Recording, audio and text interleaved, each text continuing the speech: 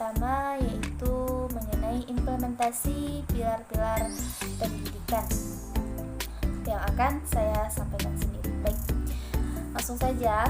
Yang pertama, pilar-pilar pendidikan itu ada learning to know, yang mana penerapan learning to know ini terdapat kita lihat pada pondok pesantren sudah diterapkan ya learning to know ini, seperti pelatihan berbahasa asing, pembelajaran kitab kuning, pembelajaran ilmu pengetahuan di sekolah.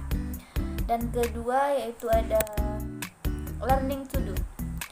Menurut peneliti, learning to do ini belajar dimaknai sebagai upaya untuk membuat peserta didik bukan hanya mengetahui, mendengar dan melihat dengan tujuan akumulasi pengetahuan, tetapi lebih kepada melakukan, terampil, berbuat atau mengerjakan kegiatan tertentu, sehingga menghasilkan sesuatu yang bermakna bagi kehidupan. Fokus pembelajaran dalam pilar ini lebih memfokuskan pada ranah psikomotorik. Yang ketiga itu ada learning to be. Penerapan learning to be yang diterapkan dilihat dari kehidupan sehari-hari gitu kan. Dengan diwujudkan dengan berbagai kegiatan yang dilaksanakan, diharapkan akan menumbuhkan rasa percaya diri, rasa ingin tahu, rasa kebutuhan akan ilmu pengetahuan. Sebagai contohnya seperti pelatihan kepemimpinan yang diterapkan pada saat misalnya ada kegiatan ekstrakurikuler dan lain sebagainya. Yang ketiga itu ada learning to live together. Penerapan belajar untuk menjalani kehidupan bersama pada sekolah yang telah dilaksanakan secara nyata, misalnya seperti adanya kegiatan sehari-hari mulai dari bangun tidur. Hal ini bisa kita lihat contohnya lebih jelas itu pada sekolah yang menerapkan sistem asrama, misalnya pada pondok pesantren. Sebagai contohnya ada sholat berjamaah, makan bersama, olahraga dan lain sebagainya.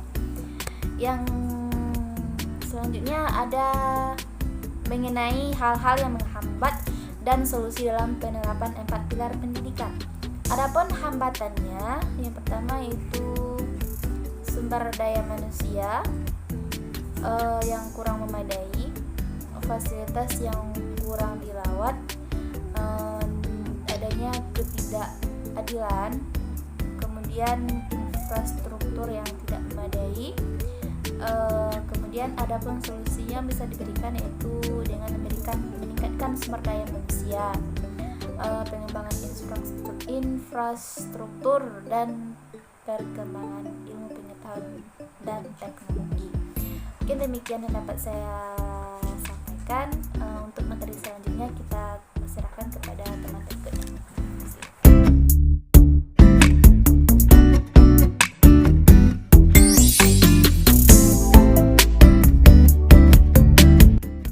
Baiklah, saya Tiwi Rahayu Putri akan menjelaskan tentang teori macam-macam kecerdasan, di mana yang pertama teori kecerdasan proksimal.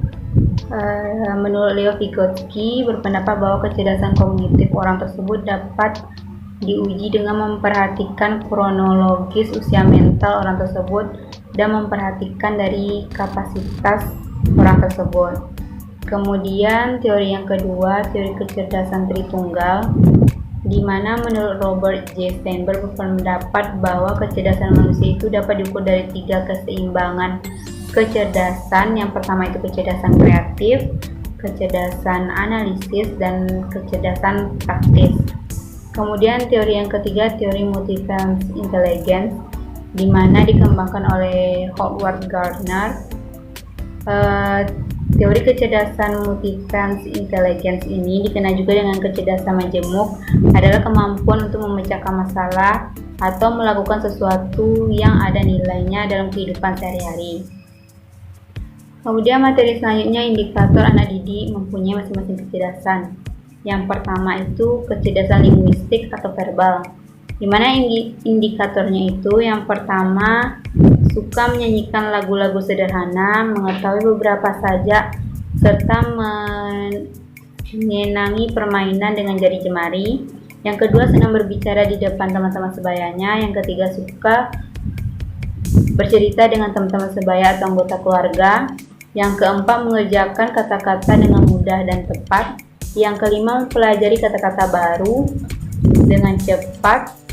Yang keenam, memiliki kosakata yang lebih banyak dan luas dari anak usianya. Kemudian kecerdasan logika matematika, di mana indikatornya itu meliputi memiliki kemampuan dalam mengolah angka dan kemahiran menggunakan logika. Yang kedua, tertarik memanipulasi lingkungan serta cenderung suka menerapkan strategi coba-coba. Yang ketiga, memiliki rasa ingin tahu yang besar terhadap suatu peristiwa atau pengalaman yang dialami. Yang keempat, suka menyusun permainan yang sifatnya kategori atau hierarki. Kemudian kecerdasan yang ketiga, kecerdasan spasial, di mana memiliki indikator yang pertama memiliki kepekaan terhadap warna, garis, bentuk ruang dan bangunan.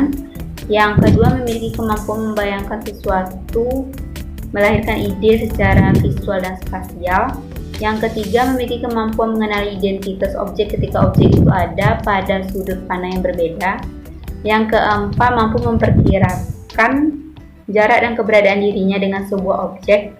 Yang kelima, suka mencoret-coret, membentuk gambar, mewarnai, dan menyusun unsur-unsur bangunan. Yang keenam, dapat membentuk sesuatu yang memiliki makna bagi dirinya. Kemudian yang keempat, kecerdasan kinestetik, di mana kecerdasan ini memiliki indikator yang pertama, menonjol dalam kemampuan olahraga dibandingkan dengan teman-teman sebayanya. Yang kedua, cenderung suka bergerak, tidak bisa diam lama-lama. Kemudian mengetuk-ngetuk sesuatu dan suka meniru gerak atau tingkah laku yang menarik perhatiannya. Yang ketiga, senang pada aktivitas yang mengandalkan kekuatan gerak seperti memanjat, berlari, melompat, dan berguling. Kemudian yang keempat, cepat dan tangkas dalam menguasai tugas-tugas kerajinan tangan seperti melipat, memotong, menggunting, dan mencocok. Yang kelima, memiliki koordinasi tubuh yang baik, gerak-gerakan yang seimbang, luas, dan juga cekatan. Yang keenam, senang menyentuh barang-barang dan membongkar pasang barang atau mainan. Kemudian yang ketujuh, secara arsitek, mereka memiliki kemampuan menari dan menggerakkan tubuh mereka dengan luas dan lentur. Kemudian yang kelima, kecerdasan musikal, di mana memiliki indikator cepat menghafal lagu-lagu dan bersemangat ketika dikenakan kepadanya lagu. Yang kedua, menikmati lagu dan menggerakkan tubuh sesuai dengan irama musik tersebut. Kemudian yang ketiga, mengetuk-ngetukkan benda ke meja pada saat menulis ataupun menggambar. Yang keempat, senang bermain alat musik atau bahkan bermusik dengan benda-benda tak terpakai. Kemudian yang kelima, senang bernyanyi, bersendandung atau bersio. Yang keenam, sudah mengenali suara-suara yang di sekitarnya seperti suara sepeda motor, burung, gemercik air, atau tiupan angin. Kemudian mudah mengenali suatu lagu hanya dengan mendengar nada pertama dari lagu tersebut. Kemudian peka terhadap suara-suara di lingkungan sekitarnya. Kemudian yang keenam, kecerdasan interpersonal, di mana kecerdasan ini memiliki indikator yang pertama, kemampuan berempati pada teman-temannya. Yang kedua, mengorganisasi teman-temannya untuk melakukan tugas. Yang ketiga, mampu mengenali dan membaca pikiran orang lain. Yang keempat, memiliki banyak teman dan mampu menjalin hubungan dengan teman-temannya. Yang kelima, cenderung mudah memahami perasaan orang lain. Yang keenam, sering menjadi pemimpin di antara teman-temannya. Yang ketujuh, memiliki perhatian yang besar kepada teman-temannya sehingga acap kali mengetahui berita-berita di sekitar mereka. Kemudian yang ketujuh, kecerdasan intrapersonal, di mana memiliki indikator yang pertama itu memperlihatkan sikap mandiri, memiliki kemauan yang keras, penuh percaya diri, dan memiliki tujuan tertentu. Yang kedua, bersikap realistis terhadap kekuatan dan kelemahan diri sendiri. Yang ketiga, tidak banyak mengalami masalah apabila harus belajar sendiri. Yang keempat, mampu belajar dari kegagalan dan memahami kelebihan serta kelemahan diri sendiri. Lalu mampu menghargai diri sendiri dan memiliki kemampuan untuk berkreasi dan berhubungan secara dekat, dan dapat dengan tepat mengekspresikan perasaan. Kemudian kecerdasan yang kedelapan yaitu kecerdasan naturalis, di mana memiliki indikator yang pertama itu cenderung menyukai alam terbuka, akrab dengan hewan peliharaan, dan menghabiskan waktu dekat tempat-tempat hewan tersebut. Kemudian menikmati komunikasi dengan binatang peliharaan dan memberi mereka makanan. Yang ketiga, memiliki perhatian yang relatif besar terhadap binatang, tumbuhan, dan juga alam. Yang keempat, tidak takut memegang atau menyentuh binatang dan bahkan cenderung ingin selalu dekat. Yang kelima, memahami topik-topik tentang sistem kehidupan, kemudian terlibat dalam hobi atau proyek yang dikerjakan sendiri. Sekian dari materi dari saya. Saya kembalikan kepada moderator.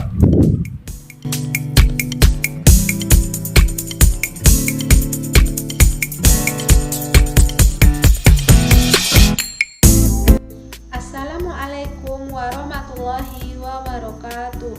Saya Anissa dengan NIM 18022044 akan menjelaskan materi yang terakhir, yakni mengenai hubungan antara kecerdasan, intelligence quotient, emotional quotient, dan spiritual quotient. Menurut Sukardi yang dikutip Baharina tahun 2002 menyatakan ada beberapa pengertian IQ atau intelligence quotient. Di antaranya yang disampaikan oleh Wechsler, bahwa inteligensi adalah kemampuan bertindak dengan menetapkan suatu tujuan, untuk berpikir secara rasional, dan untuk berhubungan dengan lingkungan sekitarnya secara memuaskan. Menurut Graham, mengartikan inteligensi sebagai kemampuan untuk mengetahui problem serta kondisi baru, kemampuan berpikir abstrak, kemampuan bekerja, kemampuan menguasai tingkah laku instinktif, serta kemampuan menerima hubungan yang kompleks. Nah, dapat diartikan secara sederhana, intelligent quotient ini adalah kemampuan berpikir abstrak. Pengertian emotional quotient atau kecerdasan emosi diartikan oleh beberapa pakar. Di antaranya menurut Goleman tahun 1999 yang mengatakan bahwa kecerdasan emosi adalah kemampuan mengenali perasaan kita sendiri maupun perasaan orang lain, kemampuan memotivasi diri sendiri, dan kemampuan mengelola emosi dengan baik pada diri sendiri dan berhubungan dengan orang lain. Sedangkan menurut Cover dan Sawaf tahun 1998, kecerdasan emosi adalah kemampuan merasakan, memahami, dan secara efektif menerapkan daya dan kepekaan emosi terhadap sumber energi, informasi, koneksi, dan pengaruh yang manusiawi. Selanjutnya SQ atau disebut dengan spiritual intelligency, yang banyak diartikan oleh berbagai penulis, di antaranya menurut Zohar dan Marshall tahun 2001, yang mengartikan SQ atau spiritual quotient adalah kecerdasan yang bertumpu pada bagian dalam diri yang berhubungan dengan kearifan di luar ego atau jiwa sadar. Ini adalah kecerdasan yang digunakan bukan hanya untuk mengetahui nilai-nilai yang ada, melainkan juga cara efektif menemukan nilai-nilai yang baru. Sedangkan menurut Marsha Sinetar yang dikutip oleh Baharina tahun 2002, SQ adalah kecerdasan yang mendapat inspirasi, dorongan, efektivitas yang terinspirasi, penghayatan ketuhanan yang di dalamnya semua menjadi bagian. Nah, dalam proses belajar siswa, kedua inteligensi itu sangat diperlukan, yaitu intelligence quotient tidak dapat berfungsi dengan baik tanpa partisipasi penghayatan emosional terhadap mata pelajaran yang disampaikan oleh sekolah. Namun biasanya kedua inteligensi itu saling melengkapi, Keseimbangan antara IKI dan EIKI merupakan kunci keberhasilan belajar siswa di sekolah. Pendidikan di sekolah bukan hanya perlu mengembangkan rasional inteligensi, yaitu model pemahaman yang lazim dipahami siswa saja, melainkan juga perlu mengembangkan emosional intelligence siswa. Selain IKI, EIKI, dan SKI memiliki peran yang penting dalam kehidupan manusia, sebagaimana halnya EIKI dan SKI juga merupakan hasil kerja elaboratif temuan-temuan bidang neurologi dan psikologi. Menurut Freud, membagi proses psikologi menjadi dua, yaitu proses primer dan proses sekunder. Proses primer diasosiasikan dengan EIKI dan proses sekunder diasosiasikan dengan IKI. EIKI mencerminkan jaringan asosiatif saraf otak dan EIKI mencerminkan jaringan serial saraf otak. Proses primer dan sekunder saling berebut kendali dan ekspresi. Oleh karena itu, terhadap persaingan antara keduanya, sedangkan SKI ditengarai sebagai proses psikologi yang ketiga yang didasarkan pada sistem saraf otak ketiga, yakni asilasi saraf sinkron yang menyatukan data di seluruh bagian otak. SKI memfasilitasi dialog antara IKI dan EIKI, sebagaimana yang disebut oleh Zohar dan Marshall bahwa SKI merupakan kecerdasan untuk menghadapi dan memecahkan persoalan makna dan nilai hidup. Menempatkan perilaku dalam konteks makna secara lebih luas dan kaya, SKI merupakan prasyarat bagi berfungsinya EIKI dan SKI secara efektif.